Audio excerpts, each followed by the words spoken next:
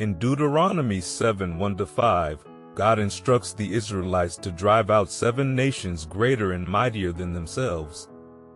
This passage emphasizes the importance of obedience and trust in God's plan.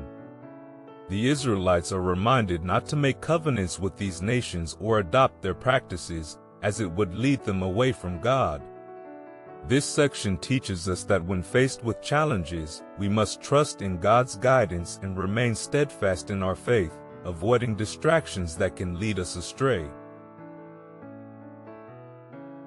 Verses 6-11 highlight the Israelites as God's chosen people, set apart to be holy.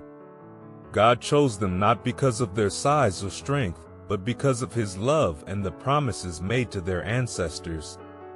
This reminds us that our worth is not determined by worldly standards but by God's love and purpose for us. We are called to live a life that reflects His holiness and love. In Deuteronomy 7:12-16, God promises blessings for obedience.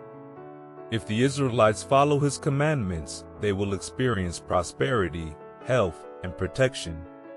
This section encourages us to live in obedience to God's word, trusting that His blessings will follow. It reassures us that God is faithful to those who are faithful to Him.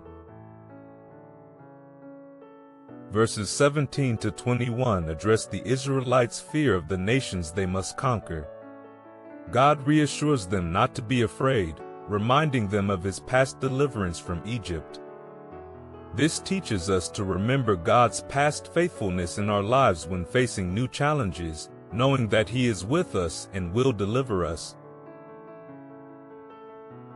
Finally, in Deuteronomy 7:22-26, God explains that He will drive out the nations little by little, so the land is not overwhelmed. This gradual process teaches us patience and trust in God's timing. It encourages us to embrace the journey of growth and transformation, knowing that God is working in our lives step by step.